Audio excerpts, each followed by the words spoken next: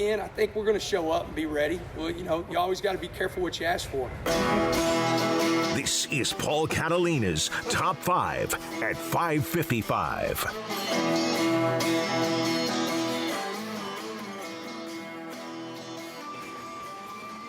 All right, Smokey. Well, there was Joe McGuire. Before we get into it, do you want to get into Joe McGuire at all?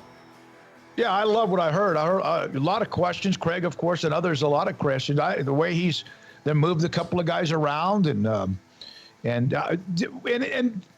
you look at what he said at the end. That Coach Drew and Jerome Tang were ones that were always kind of in touch with him during the transition from Rule to Aranda when Joey had to kind of figure out what he wanted to do as well. There's another example of what those guys do. Yeah, absolutely. Yeah. Absolutely. All right, let's get into the top 5. These are top 5 players from this March Madness that I will always remember, and this is the eliminated teams edition. So the teams that are still in, like Johnny Juzang, who I'll never forget, but he doesn't qualify because he's still playing. He might win the title, so that's we have to leave that out. But and this is, of course, brought to you by Slapsticks Comedy Club, coming soon to Waco. Bring the laughter back to Waco. Go to their Facebook page to find out more information. See some cool videos from Kevin and Mike about the construction of the club. All right, number 5, Joe Pleasant from ACU. I mean, it's just because they beat Texas, but he was the guy who got fouled and 66% free throw shooter or something like that. And I thought, oh man, here's a guy, he's got to make them both to win. And sure enough, he did it. I'll never forget Joe Pleasant now. Yeah, I don't remember that. I mean, I remember it somewhat. The name does't strike me in any way, shape, or form. So yeah, that's kind of a nice reminder there. Yeah, he was the guy. Number 4, Michigan's Mike Smith.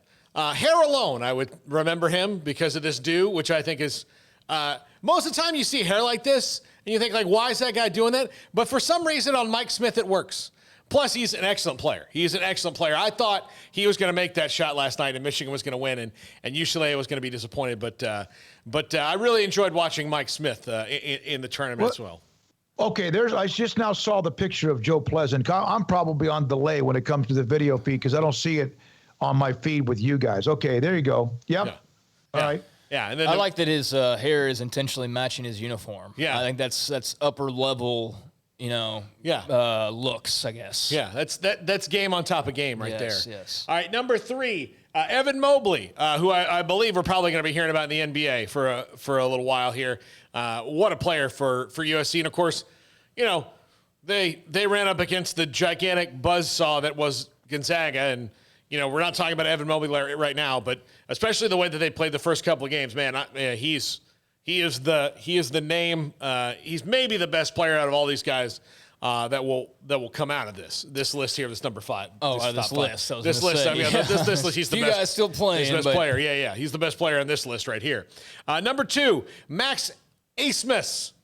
I'll remember him, of course, unbelievable scorer, and also the fact that he, much like Brett Favre before him, has convinced everybody to say his name a different way than it's spelled, and I respect that.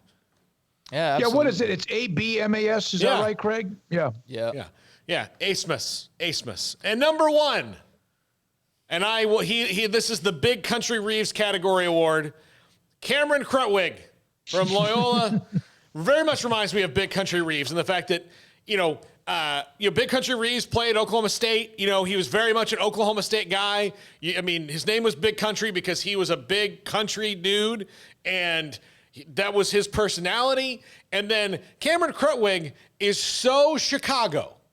I mean, he is deep Chicago. I mean, the guy drinks old-style beer. I mean, I'm sure that he cried the day that Mike, he cries when he hears the name Mike Ditka, even though he wasn't alive when he was the coach. I mean, all of these things. He is so Chicago. He eats sausage for at least one meal a day. That's how Chicago this guy is. And plus he's just a heck of a player. But he is in that category of Big Country Reeves where I'm just not, I will always think about them when I think about March Madness. He wasn't very good in the game they got knocked out. I'm looking for the box score. I can't find it. Who knocked him out? Oregon State? Loyola? Yeah, right? I don't even remember. I'm trying to Yeah. Well, he actually had a 14.10 rebound game. He didn't play well, I think, early on, okay, all right. Yeah, he was fantastic. Yeah, but he was fantastic in that opening upset win, no doubt about it. All right, Paul, is that it? Yeah, that's it. Thank you to Slapsticks.